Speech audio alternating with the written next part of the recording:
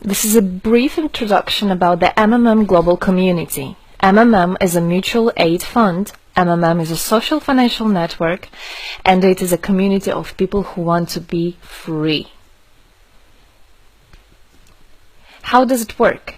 People exchange their spare money to improve their well-being. What does it mean, spare money? For example, you have $50 or $70 that you don't use this month, that you're not gonna need it, but to give it to someone who needs it. Don't keep it in your drawer. So you give it today, and then when you will need it, somebody else will give it back to you, and you can even expect more than the amount that you helped with. Today you help someone, tomorrow someone else will help you. Direct money transfers among participants. So there is no central account. There is no place where all the money would be gathered and redistributed. No. All the money distributed between participants itself. So the community just connects those people who want to give help with those who need it right now. Everybody gains from this new trustful financial relationship. I mean, everybody, only if they could realize it. Every single person and being in this world. advantages. So there are 30% per month for your help in You give help to somebody now, and after a month you can require it back with 30% more, if you need it, obviously. Plus 10% referral bonus for help made by people you invited to your friends, relatives, acquaintances.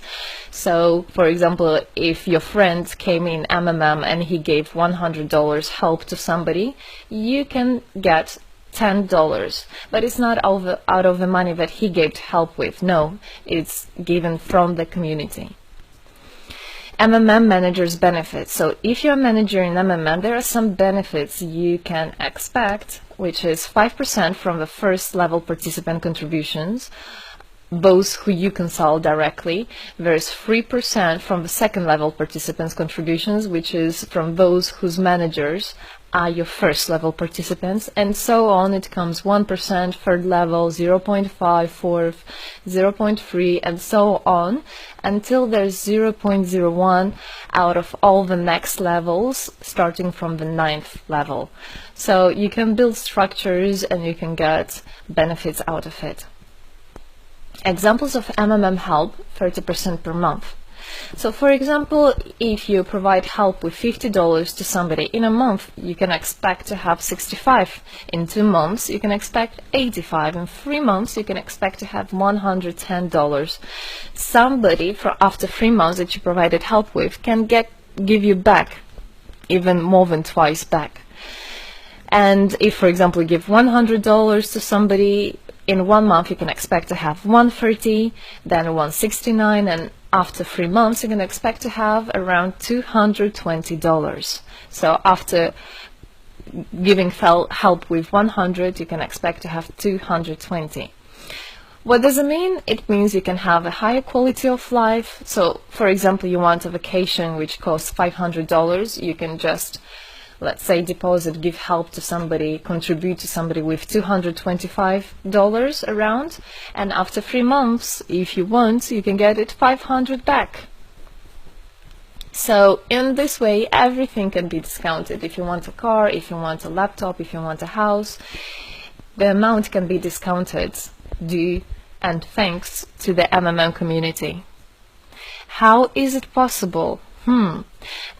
uses the same concept like all banks. Yes, all banks uses the same concept. Insurance companies, pension funds, world currencies like dollars, euro, all of them use the same concept. The only thing they don't want you to know is that they have such great benefits out of it. The bankers, everybody who deals with the banks and rules and controls the bank, they get all that. Why do you think they buy new yachts, they buy new islands, and so on? Where do they get all this money from?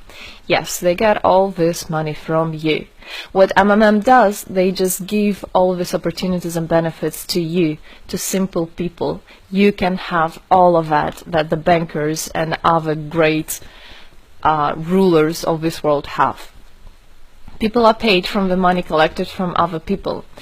So it's exactly the same. It's just redistribution of money, but a fair one. How is it possible? The explanation is that MMM, imagine it's a huge drawer where people put the money they currently don't use, which they earlier used to put in their bank account. So instead of going to a bank account, just go to MMM, help somebody, and then later on you can take out from this drawer the amount you deposited plus 30% bonus for every month, which is compounded every month. So 30% is not after 3 months, 30% is after 1 month. This is a community of a mutual financial help. Today, our global banking system is controlling people. People are tied up by economic constraints, loans, mortgages, leasings. So everything that people do all their life is around paying back those loans, working over hours, working loads of hours and Saturdays and Sundays, forgetting about themselves, about their health, about their family, forgetting everything, just trying to get rid of these loans. It's awful, actually. So this way, they are being controlled. People are being controlled. Countries are being controlled. Everything is being controlled through these wise, smart pools. Central banks are not controlled by governments. It's very important to understand. Central Bank of Philippines, Central Bank of USA, Central Bank of Russia, these are nothing else but simple words, central bank. And they're controlled by private people who have their own private interests. Know that. All financial institutions are in fact structured as financial pyramids. You know that? They pay people only from the money collected from other people. Yes. MMM uses the same concept but as a mutual aid fund. So this is the same concept, the same idea, the same mathematics, but a bit differently. People exchange their money voluntarily. It's important to understand, to be conscious and to know what you're doing. So people in MMM are aware, are conscious, and whatever their actions are voluntary. Nobody's forced to anything. Let me tell you a short history of MMM. In 1902, after the collapse of USSR, there came democracy, and with the democracy there came a chaos. In 1994, in Russia, there was a predatory privatization of a national wealth of the country. A few businessmen have stolen the whole wealth of the country, all gas, gold, properties, factories, land. It's a topic I can speak a lot about. So after the fall of USSR, all the companies and everything which was actually property of the country, of the nation, they were privatized by private people. So here you have a man who knows about this idea.